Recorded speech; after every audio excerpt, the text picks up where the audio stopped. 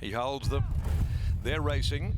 Hula Hoops last in, last away, and dropping back as well. Red Tory found itself last with Miss Vasari. So the top two in the market back there in the company of one another, but Red Tory's out three deep. Over on the inside, one of the first to get going, Success Play, landed in front of El Patron as they settle down. He's Archie Strode to third, Sessions Peak fourth, down near the inside as they slow the speed. In behind them, Forever Dreaming, a length and a half away came Hula Hoops, the same margin, Miss Vasari, and he eventually was able to grab hold of Red Tory and Parker back there last of all as they come midway down the riverside with 900 left to go, and Success Play holds the front by a half a length. Running second, El Patron. Going up, he's Archie, three wide in the lime green colours, 1.5 a length away. Then came Sessions Peak, who's back there travelling fourth. Miss Vasari down on the inside.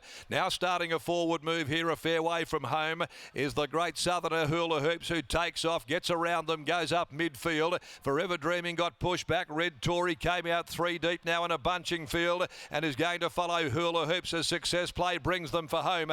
At the top of the straight, Success Play, only a neck. El Patron now laying down the gauntlet, and they've booted away by 2 or 3 lengths. Miss Vasari getting up near the rail. Down the outside, Red Tory starting to let go with a run. El Patron, Success Play together, stride for stride. Success Play and El Patron, they're going to fight it out with Red Tory running on late. Success Play, El Patron, Success Play. Success Play kicked down on the inside, beat El Patron. Red Tory ran third from He's Archie and Forever Dreaming as well. They were followed further back when they'd pulled up next of all to Hula Hoops, and then further back in the field Forever Dreaming, and Ms Vasari is near enough to the tail, but there has been one pull up very quickly on passing the post, and that is Sessions Peak.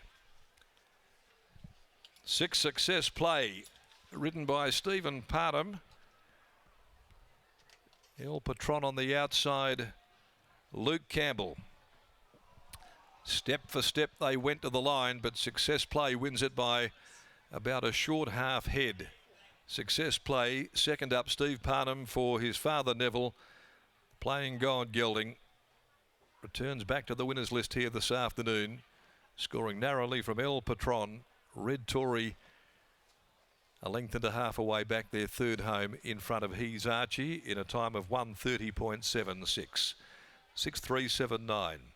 Interim numbers, the winner raced by Deris Dillon, the late Joan Parham, Carolyn Parham, trained by Nifty Neville and ridden by Stephen, takes out race number 3 and posted 6th win in 47 runs, holding El Patron by Patronise from Fermel in the yard of Simon Miller, Luke Campbell the rider, and Red Tory by Playing God from Conditori, S.J. Miller and Brad Parham.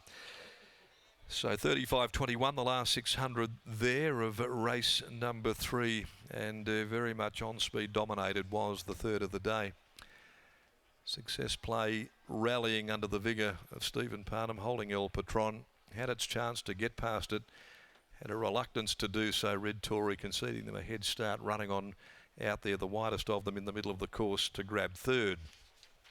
Race 4, the Glenroy Chaff Handicap over the 1,000 metres. The next this afternoon with 2 Silver Rye, 3 Rock This Town and 6 Capray Omnia.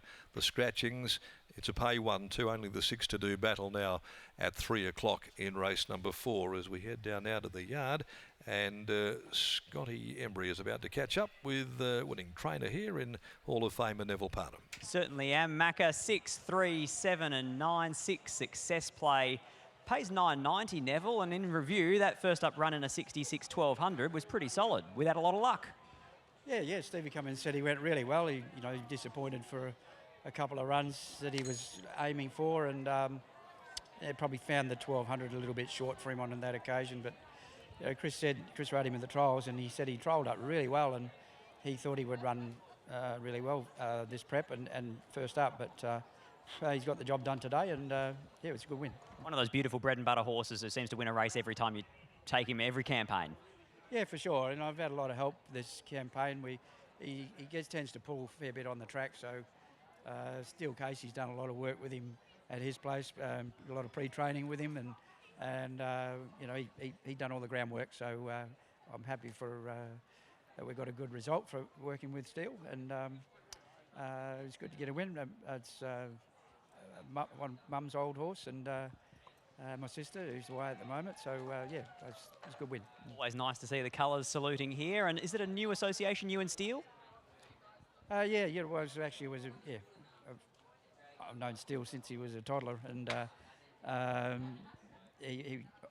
we did a little bit of a deal with a horse float, and he pre-trained some horses for me, and he's got another one coming up that he's pre-trained for me during the week. So hopefully that can be the same result. But Can Yarra win again? I don't see why not. Yeah, she's won at a mile, and she's won, I think maybe won at 1500. She's in good order, so I think I can see her getting a good run from the barrier, hopefully. So she gets the right run.